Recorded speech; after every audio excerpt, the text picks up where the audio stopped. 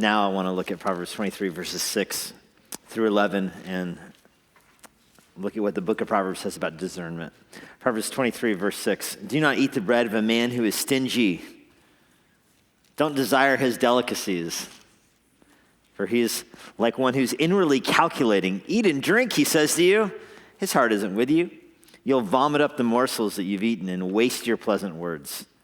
Don't speak in the hearing of a fool, for he will despise the good sense of your words. Don't move an ancient landmark or enter the fields of the fatherless, for their Redeemer is strong, and he will plead their cause against you. Apply your heart to instruction and your ear to words of knowledge. This is the word of God. And these are somewhat mysterious passages, but they are under the heading of discernment. Discernment is the biblical category for growing in godliness, such as that you move from being gullible to being wise. That's discernment. That you go from being a sucker to being sophisticated. There's a biblical category for that, discernment. The Dictionary of Bible Themes defines discernment as, quote, the sound judgment which makes possible the distinguishing of good from evil, the recognition of God's right ways for his people. It's necessary for the understanding of spiritual realities and on a practical level for right government and the avoidance of life's pitfalls. That's discernment. The ability to navigate life, recognizing that some things are dangerous and some things are helpful, and knowing the difference. This summer, my family went to a farmer's market, and there was a guy who was selling mushrooms there, and we asked him what mushrooms, like how can you tell what mushrooms are safe to eat and what are not safe to eat? And he said, well, this was in Albuquerque, and he said that he doesn't trust any mushrooms as edible anywhere in the whole world unless he has grown them himself.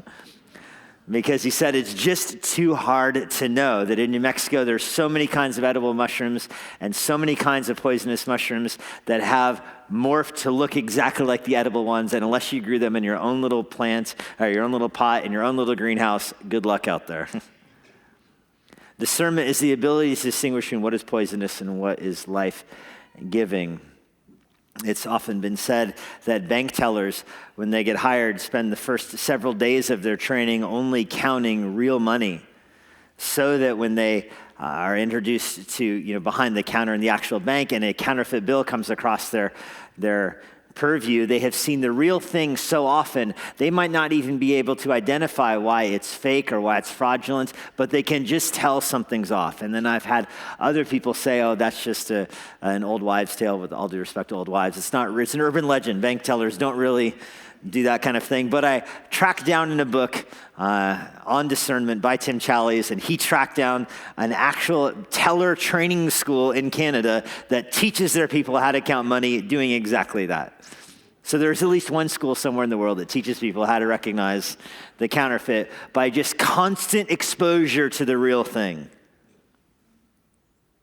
That's discernment, where you're so familiar with what is true, you recognize what is false, even if you can't articulate it. You recognize what is false because it doesn't feel right, it doesn't smell right, it doesn't look right.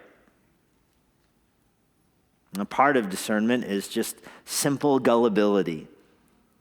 Immature people fall for scams. I was an interim pastor at a church in, actually outside 29 Palms Marine Base. There's probably very few places in the United States that would know where that is, but this church, I'm sure a lot of people have probably lived there.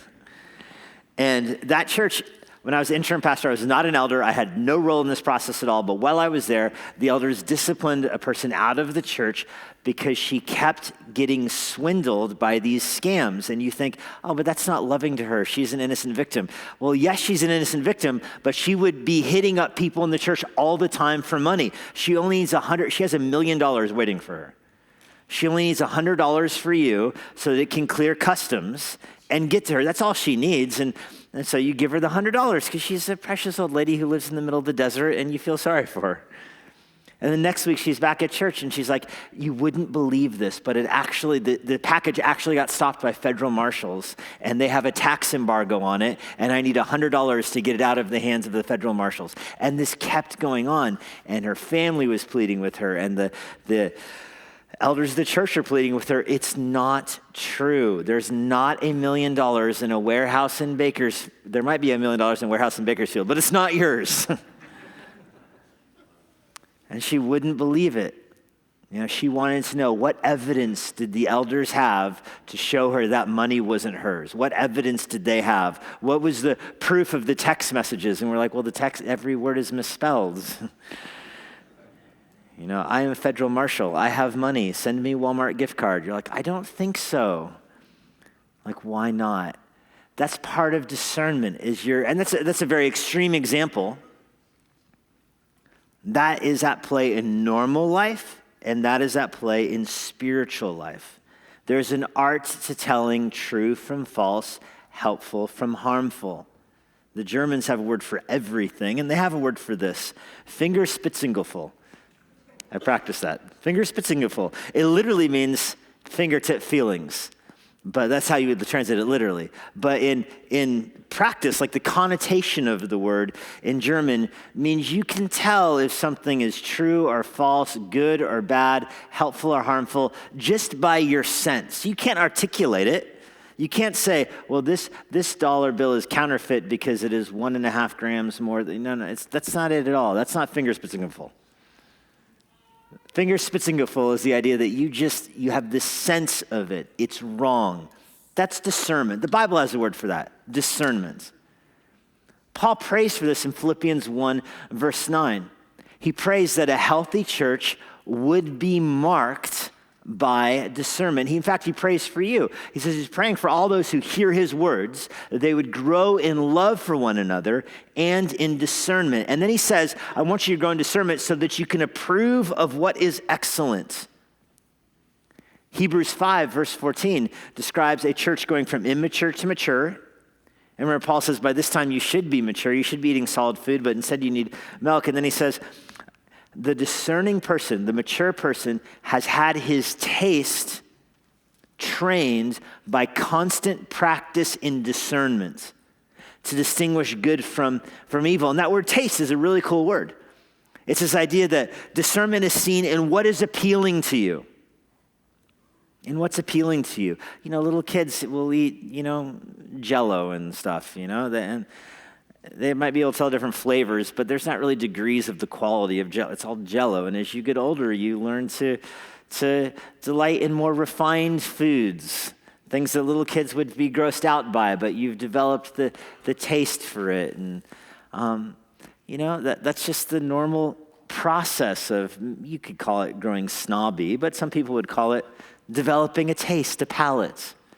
Discernment is like that, where you're an immature believer and you kind of fall for all kinds of things. In fact, at the beginning of the service, Ron read Ephesians 4 about the unity of the body. And the very next verse from where we left off, that you have elders that are working together for the unity of the body, the very next verse is that a disunified, or immature is the word he uses, body, is tossed every which way by every wind of doctrine.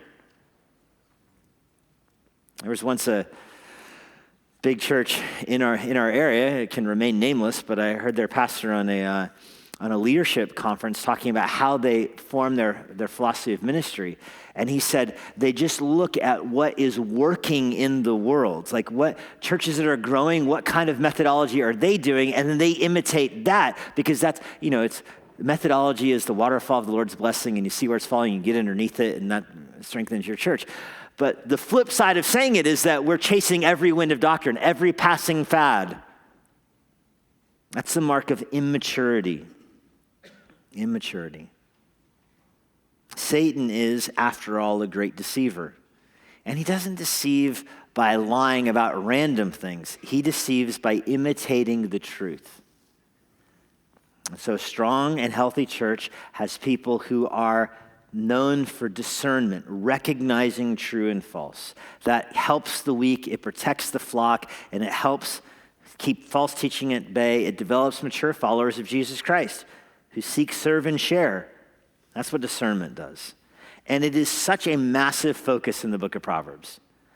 I've said this before, but we're going through Proverbs basically 11 through 29 right now. I've categorized all of the Proverbs from chapters 11 through 29 into different headings.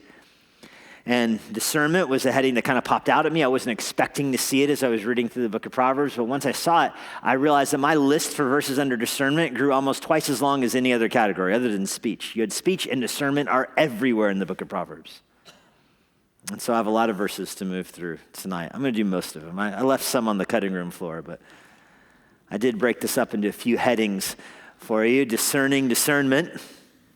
Discerning discernment. And the first step here is distinguishing right from wrong. This is the most basic element of discernment. Discerning right from wrong. Distinguishing right from wrong. Being able to tell what is good, what is bad, what is helpful, and what is harmful. And in the book of Proverbs, this is often seen morally. People with discernment are morally able to tell, what is morally good and what is morally bad. The most obvious verse that talks about this is Proverbs 14:12. There's a way that seems right to man, but in the end, it's the way to death, all right? That's a pretty basic discernment pitfall right there. Oh man, I thought this was the right road, and I ended up in hell. That's discernment. Of course, everybody thinks they're on the right road. That is the lowest possible bar for ethics or morality in the world, is somebody who does what is right in their own eyes. And in our American culture, people say that all the time, that God, if he or she exists, will let me into heaven because God knows that I have always tried to do what is right. Well, that's just an appalling approach to living your life. Being the standard in your own eyes. When the Bible uses that kind of language, it's always bad. In the days of the judges, Israel had no king. Everyone did what was right in their own eyes. That's not meant as a compliment when you read the book of Judges. It's not in there because, everybody's trying to do their best and they always knew that there's a wrong thing and a right thing and they're always trying to choose the right. I mean, they were, but they had no king. They had rejected God and they didn't have a fat clue what was right and wrong. They did not have discernment. Living your life that way leads you to spiritual death, oftentimes physical death. But the book of Proverbs is talking specifically here about spiritual death. And you know that because the very next chapter in Proverbs 15:24, the path of life leads upward for the prudent, that he may turn away from Sheol beneath. The way that seems right in the eyes of man leads to eternal death.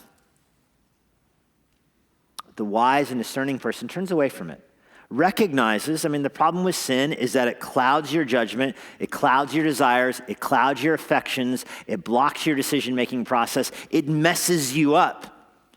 And so when you think, I'm going to do what's right in my own eyes, I'm going to do what I think is right, you're failing to see the problem. The problem is not the things external to you, it's internal to you. So that's where discernment starts, is recognizing there's morally good things in the world, morally bad things in the world. And if I am operating as the arbiter of those two things, I'm going to tend towards the bad every time. It's turning your 8-year-old loose in the pantry and say, eat whatever you want. And you come home and you're like, they had Pop-Tarts and jelly beans. Those are not good choices. And you ask, why did you think Pop-Tarts and jelly beans were a good call for dinner? And that's what I was hungry for. That's this kind of discernment. They're doing what is right in their own eyes without recognizing the things they want aren't good for them. And so Proverbs pushes you to want something better. Buy truth, Proverbs 23:23 says, and don't sell it. Buy wisdom, instruction, and understanding. There's this imperative to you that you can pursue discernment with your life. It doesn't come easy. You have to go after it. You have to pursue that which is good. How do you get discernment? By pursuing wisdom, by reading, by praying, by meditating. By training is the word used in Ephesians 5. In Hebrews 5, training your tastes to know good from evil. This doesn't happen overnight. It takes work to read books on theology. It takes work to have your own daily devotionals. Of course, that's the best way to learn discernment, is to read the Bible such as that it becomes internalized to you.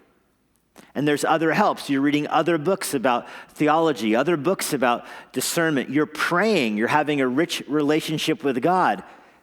You're talking to the Lord. You're reading the Word. That's going to form your discernment. You're aware of dangers that are out there. That takes work and discipline. And that's the point of Proverbs 23. You're going after truth. It's not something you're going to stumble into. You're being instructed as you're seeking understanding.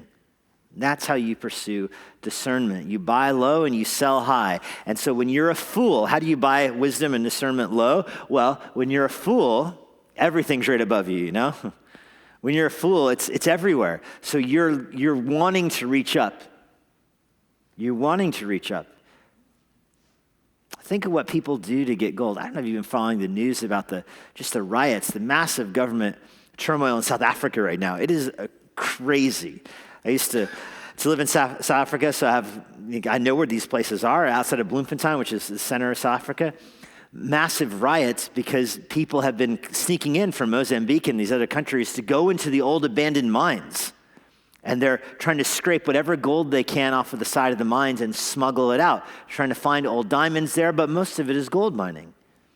And the government can't keep these people out. I mean, they're not building a wall in South Africa. They thought the Lions were on immigration patrol, and they are in some respect. But what do you do when you just have thousands of people willing to risk the lions, go through the game park and go into mines and get the gold out of the mines that's been left there? It's so the gold is so thin that it wasn't worth the mining companies getting. So if you're following the story, what the government did to keep people were dying in the mines, and so the government just blocked the mines off. Just put soldiers outside of them. That's easier to do than the whole border. Just guard the mines. The problem is that there's hundreds, if not thousands, of people down in the mines. And they don't want to come out.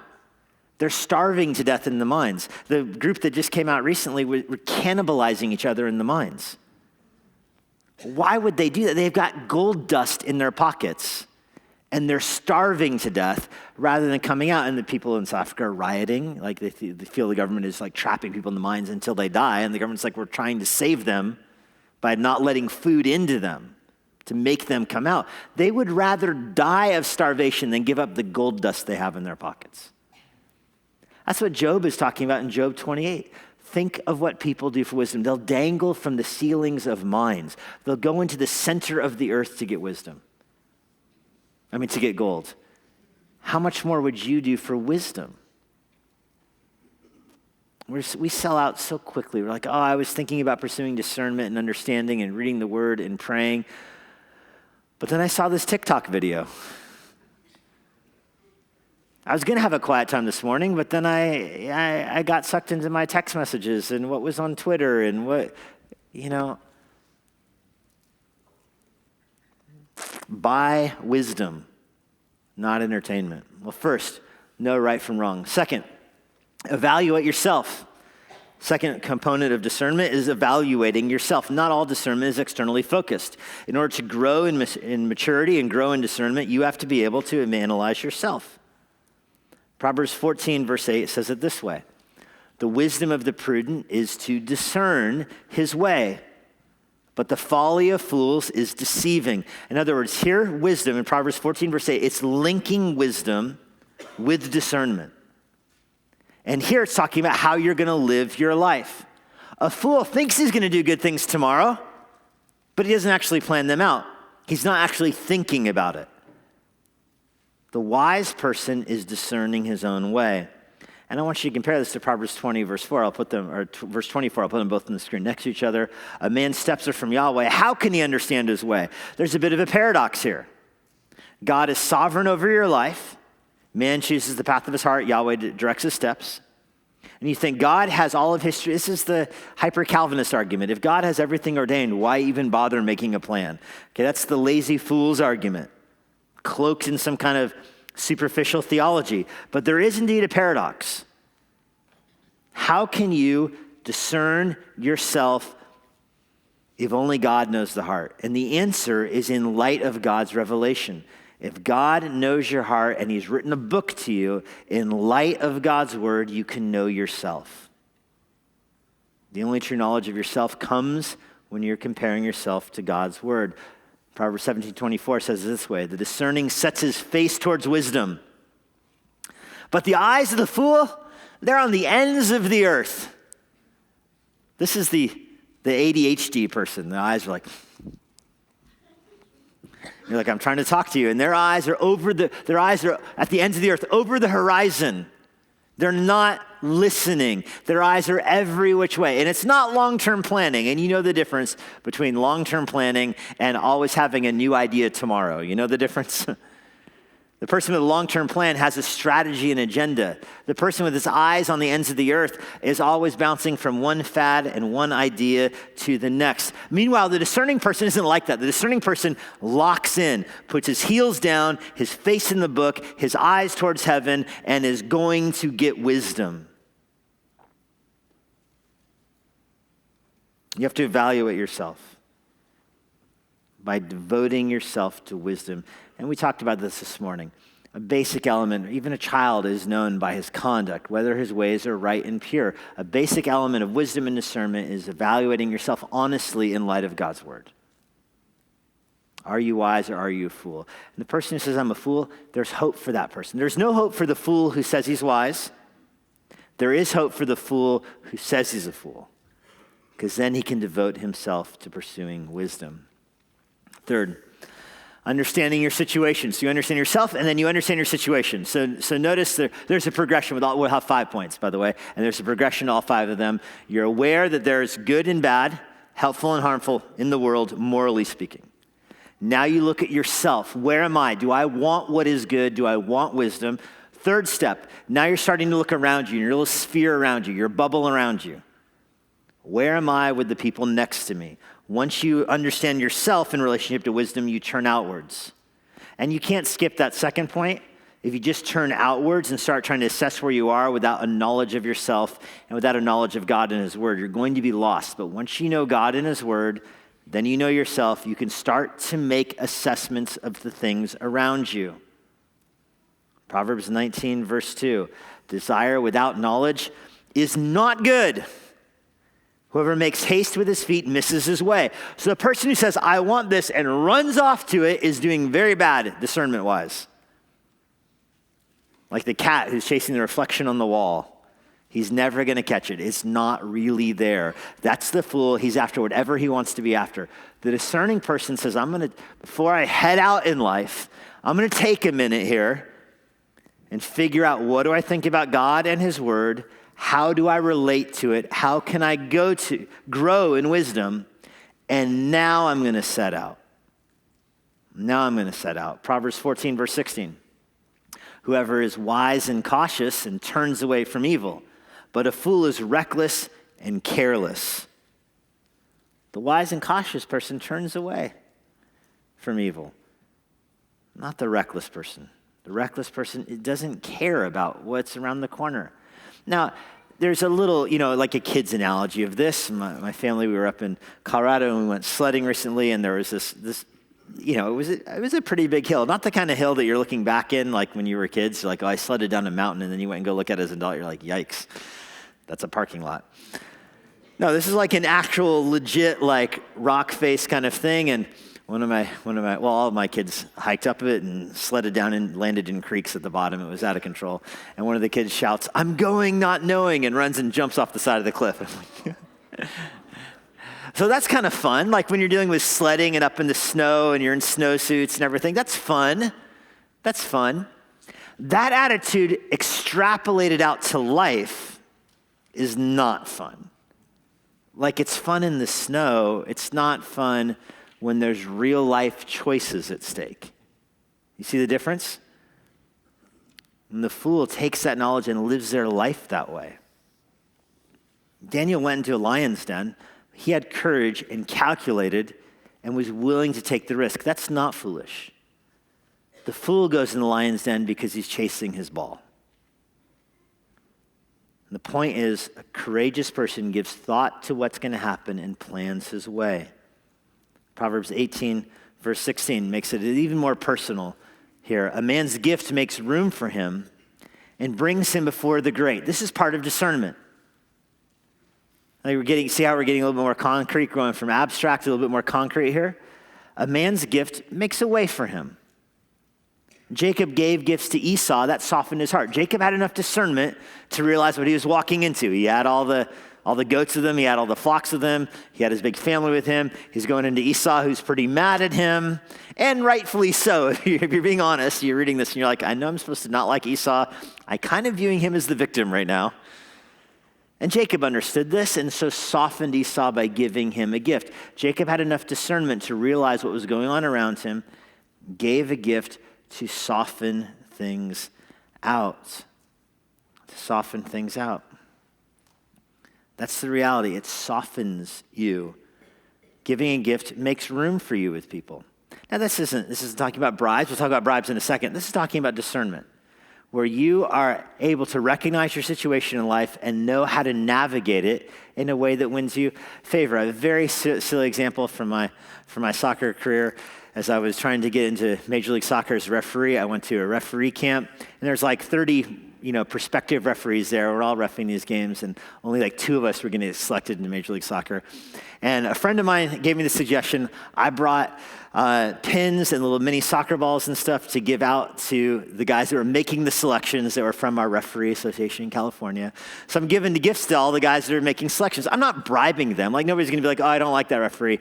But he gave me a little squishy soccer ball, so maybe I'll trust him. No, it's just a way that you're like, now he'll remember me. That's all it is.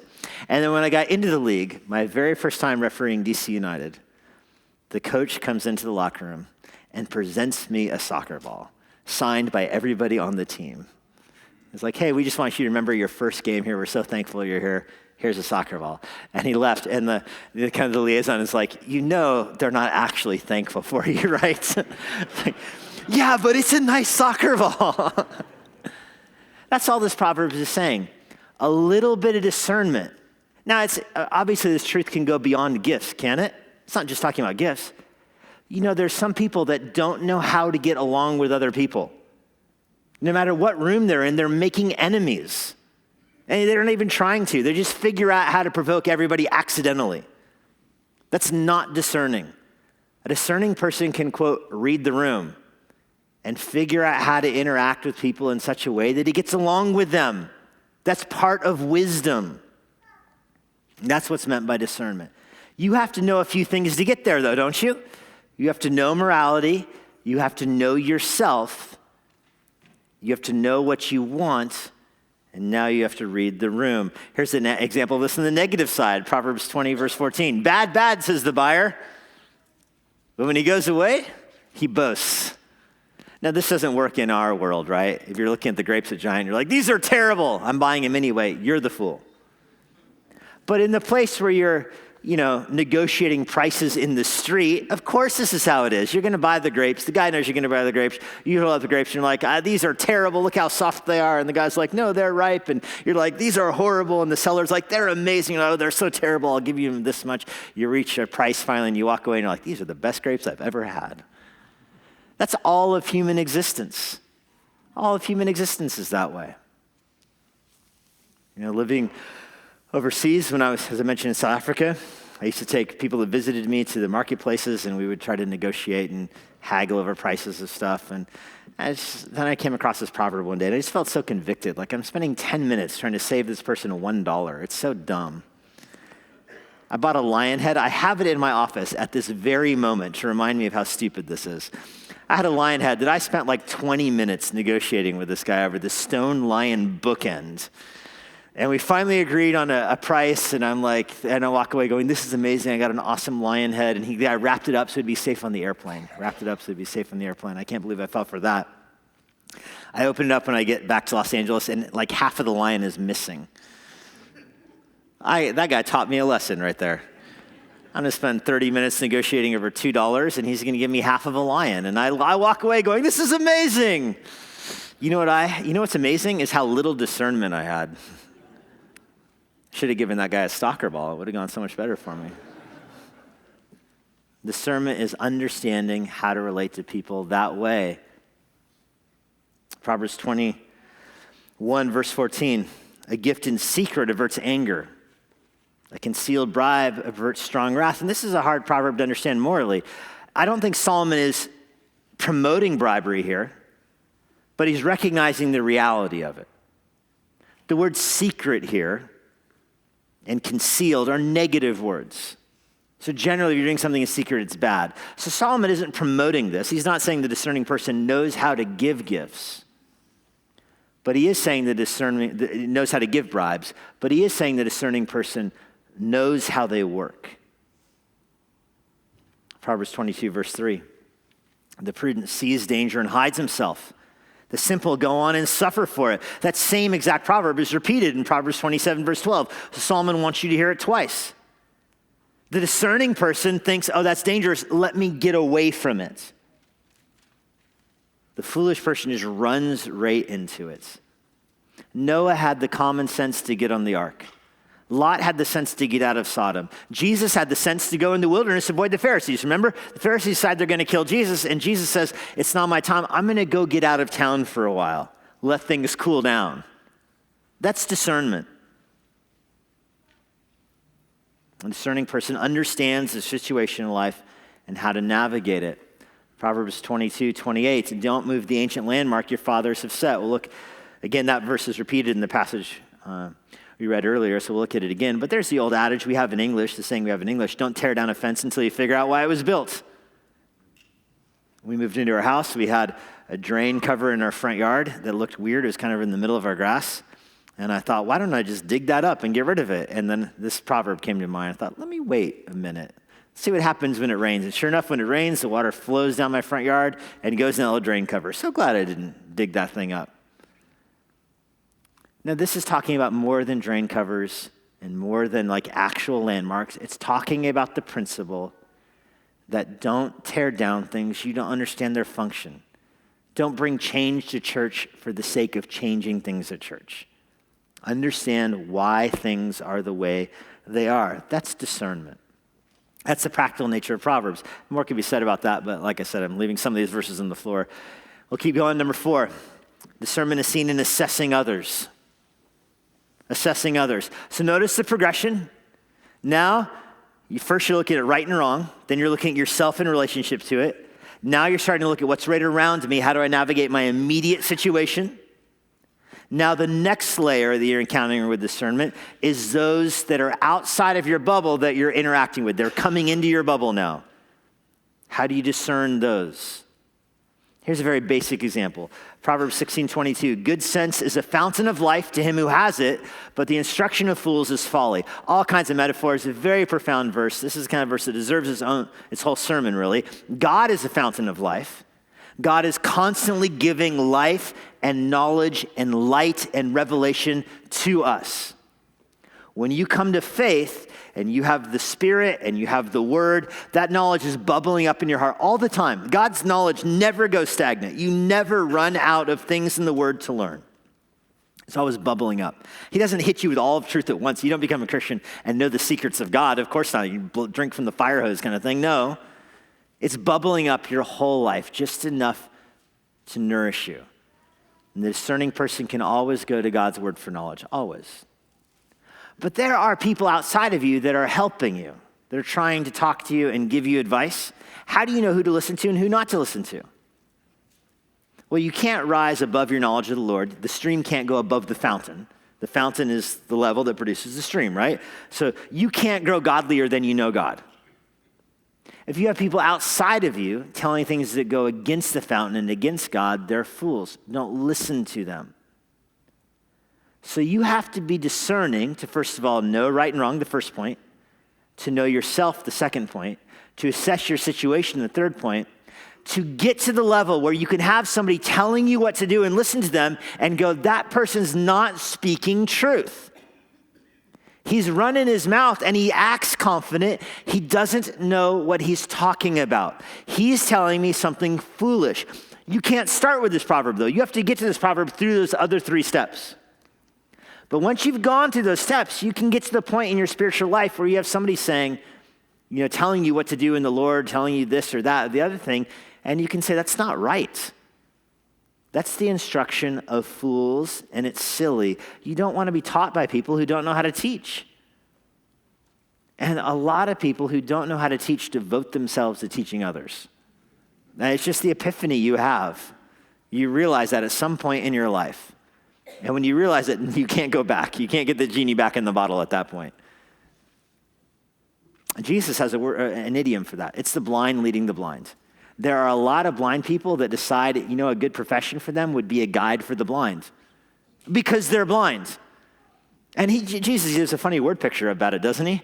If the blind leads the blind, they all fall in the pit. You just got this picture of a bunch of seeing eye dogs and the walking sticks just all in a pile in a pit. Like, what happened to that? Oh, the blind were leading the blind, I guess. The mystery of the fountain, though, is that you have to find it. Good sense is a fountain of life. To him who has it. Notice that phrase in the middle of the proverb. To him who has it. Not everybody has the fountain of life. Not everybody has God's revelation in their heart. Oh, it's so few. So few know the word of God. So few pursue knowledge. So few pursue discernment. So few. But to those who do, they have a constant source of wisdom. Proverbs 14:15. The simple believes everything, but the prudent gives thought to his steps. The simple believes everything. They hear something and they believe it. I remember somebody coming to me and saying they got sucked into this, what we call in California, the Korean mother God cult. There's probably a technical name for it. We call it the Korean mother God cult. This is a growing cult on college universities where they teach that Jesus came back as a Korean woman. The mother God came back. She was reincarnated as a Korean woman. She's a religious leader. It's a big cult. And we had a college student that asked us at our college ministry, how do I know it's not true? Well, because Jesus didn't come back as a Korean woman. That's how you know. Yeah, but why? How can you disprove it? They wanted 6 steps for how you know it's not true. And some things don't require 6 steps. Some things just require Proverbs 14:15. The simple person believes anything they hear, but the prudent person gives some thought to it. Ephesians 4:14, we mentioned that verse earlier. An immature person is carried about with strange doctrines. He's immature. In contrast to Nehemiah. Remember Nehemiah? Nehemiah hears about danger, straps up. Everybody guard their house. Work on the wall, guard your house. That's wisdom. Proverbs 18:17, the most important verse in giving advice, counsel, marriage advice, biblical counseling. This verse, Proverbs 18:17. Now, on Matthew Place, we have the sign that says Matthew Place Biblical Counseling. We should write this verse on that sign, I think. The one who states his case first seems right until the other comes and examines him. This is the most basic principle in biblical counseling. Every seminary student who does any kind of counseling learns this day one. Your first marriage counseling situation as a new pastor, the spouse comes in and, after the meeting they leave and you're like, oh, they are married to the most evil person ever. I don't even need the other side of this case. Let's discipline them out. And then you meet the other half and you're like, oh, wow. There's another side to that story. Sometimes you hear from one spouse and you're like, I can't imagine what the other side of that story would be.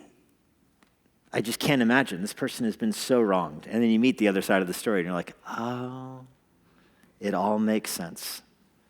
In sports, there's the adage that the referee always catches the retaliation. In counseling, there's the adage that the first person gets away with everything.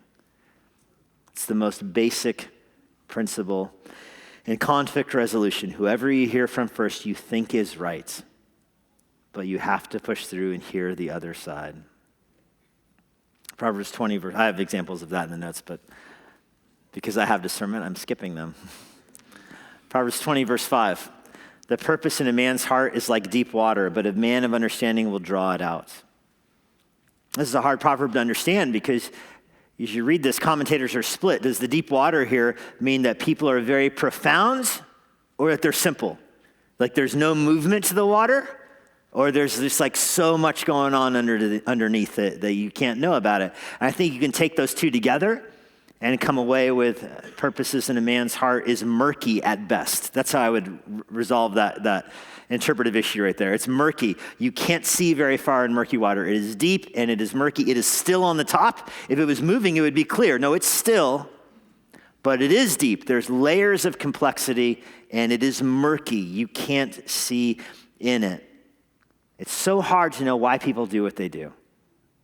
It's so hard to know what their motivations are. Like, at some level, you recognize everybody's motivated by their own self-interest, but you move beyond that, and you're trying to think, how is this person's actions connected to their own self-interest? That is discernment. Part of you is like, don't judge other people. I get that, but when you're in helping people and giving advice and in friendships and in just your normal life, you have to be discerning by understanding why people are making the choices they're making. And it's not easy. They don't say that. You have to draw it out from them. A discerning person can elicit from somebody enough information to start to put together their motives. It's hard, though, because motives are murky. Proverbs 25:19, trusting in a treacherous man in a time of trouble is like a bad tooth or a foot that slips. I'm sure many of you have had that experience with a bad tooth. You forget it's bad. You just got so accustomed to chewing on the other side of your mouth. You just, the last 3 months of your life, you're just chewing on the left side of your mouth. And then one day, for whatever reason, you forget that, and you take one bite on the other side of your mouth, and it's like a jolt of lightning. I forgot about that. That's what it's like to trust. That's what it's like to lack discernment and make friends with somebody who's a punk. You just mind your own business, chewing your food, and then I was betrayed. Or the ESV here says a foot that slips. The Hebrew is a foot that's out of joint. So you're walking along, just minding your own business. You forgot that you had sprained your knee. You're minding your own business. That's what it's like to trust somebody who's not trustworthy. And so you need discernment. Otherwise, you will be friends with the wrong people. You need discernment, or you're going to find yourself being loyal to people who don't deserve loyalty.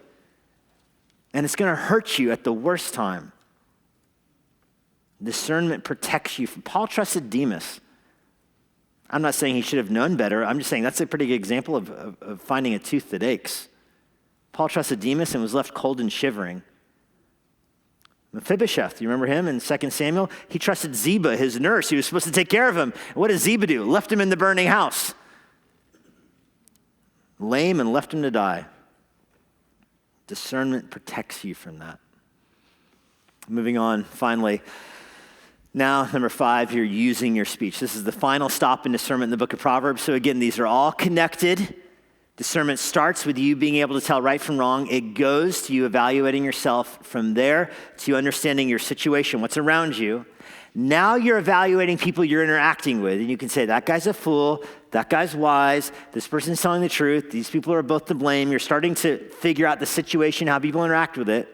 Now finally, you are using your speech to move the situation forward. Manipulate is a word that has negative connotations, but it's kind of an appropriate word that some commentators use for this. You're using your speech to manipulate the situation, but manipulate's a negative word, so I would say almost advance the situation.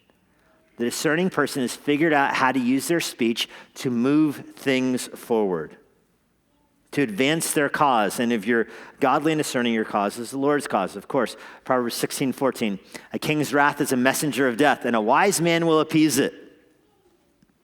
We don't have a king with his wrath in our country, but we have the police officer that pulls you over. And he's armed, and he can use lethal force. And a wise person doesn't provoke him. And a wise person even goes beyond that to figure out, what can I say to him to navigate this situation in a way that I only get a warning? That's discernment. You have to work to appease a judge. Kings in Solomon's life had the power of death. Solomon understands that. He has the power of life and death in his hand. David understood that. The messenger comes to David and says, I took out Saul. And David says, kill him. It's in the power of the king. A discerning person knows how to navigate this. This is why Ecclesiastes 8, by the way, says if you're in the presence of a king, shut your mouth. Just be quiet. Let him think you're wise, and maybe your life will be spared. Proverbs 15:23 goes further than that and says, to make an apt answer is a joy to a man. A word in season, how good it is. Think of all you have to have already in the tank before you can get to Proverbs 15:23. You have to know what is right and wrong. You have to know how you relate to the situation. You have to know how the people are. And then you can finally give wisdom and insight and a proper answer that is encouraging to both you and the hearer. At our elder training this weekend, we had a counseling pastor come in and train all of our elders, and he had a line that is stuck in my mind. In order to give kid counsel, he said, you need three things. You need knowledge of the Bible, knowledge of the situation, and knowledge of the person you're talking to. You need those three things. Otherwise, your counsel is going to be wobbly. That's what this verse has in mind. You have to know those things in order to give a sweet answer. And discerning people can do that. Proverbs 15:28, the heart of a righteous person ponders how to answer. It's not easy. You're in a situation and they need an answer, and the righteous person stops for a second and thinks through it. Thinks through it. Somebody counseled me once. Somebody comes to you with a complex situation, asking for advice on parenting or marriage or what job to take or whether or not to do this or that. Ask yourself, how much time did you spend trying to figure out what you were going to have for lunch that day? Spend more time figuring out how to answer their question than that. And that has always stayed in my head because it's so easy to forget this proverb and just somebody comes with a question and you give an answer.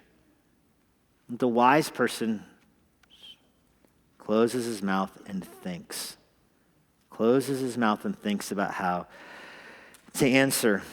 That's Proverbs 15:28. Proverbs 16:21, something similar. The wise of heart is called discerning, and sweetness of speech increases persuasiveness. There's a certain kind of person that is able to talk in a way that encourages people, that brings people together. And there's another kind of person that talks in a way that divides people and doesn't find unity. That second kind of person lacks discernment. The first kind of person has both wisdom and discernment. His speech unites. He's persuasive. It's sweet. He wins people over. Jesus says, I'm sending you out like serpents. Do you remember that? You think, how are we like serpents? And when we studied Matthew 10 together, I said, serpents are so good at knowing how to get out of trouble. Snakes always have a way out. They always have an escape hatch. And everybody tries to kill them all the time, and yet they're everywhere. The wise person is like that. They know how to use their speech to bring people together and to be persuasive. Proverbs 25:20.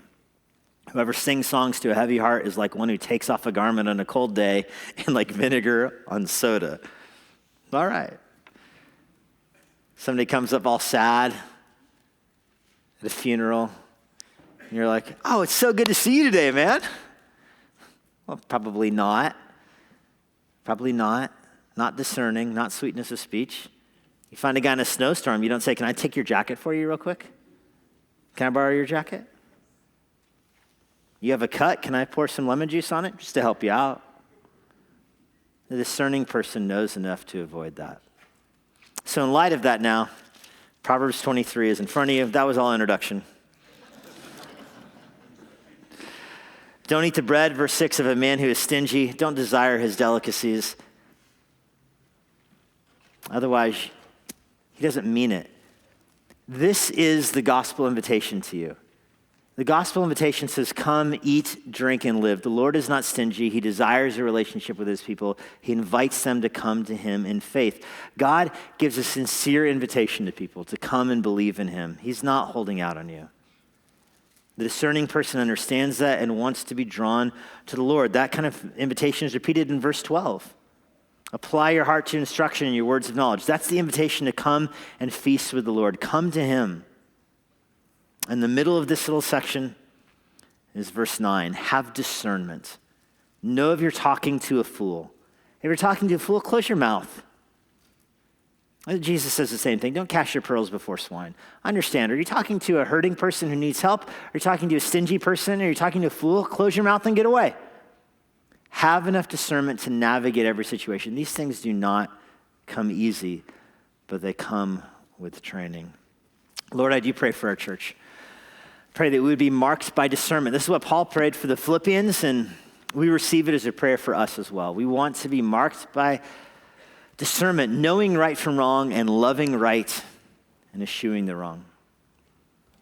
There's all kinds of complicated situations in our church. Our church is a church that's alive, filled with people and faith, and we know where there's no ox in the manger is clean. We have a lot going on in our church, and so there's a lot of problems and conflict and difficult situations, and so we ultimately pray for discernment so that you would be glorified in every situation. Help us be people that rightly understand ourselves so we can understand our situations and make good decisions. So we understand other people. We can evaluate them well, not in partiality, but in prudence and discernment. And finally, help us be the kind of people that use our speech to bring people together for truth. So there's a true sense of unity as our hearts are knit together. We ask this in Jesus' name. Amen. And now, for a parting word from Pastor Jesse Johnson. If you have any questions about what you heard today, or if you want to learn more about what it means to follow Christ, please visit our church website, ibc.church. If you want more information about the Master's Seminary or our location here in Washington, D.C., please go to tms.edu. Now, if you're not a member of a local church and you live in the Washington, D.C. area, we'd love to have you worship with us here at Immanuel. I hope to personally meet you this Sunday after our service. But no matter where you live, it's our hope that everyone who uses this resource is involved in their own local church. Now may God bless you this week as you seek Jesus constantly, serve the Lord faithfully, and share the gospel boldly.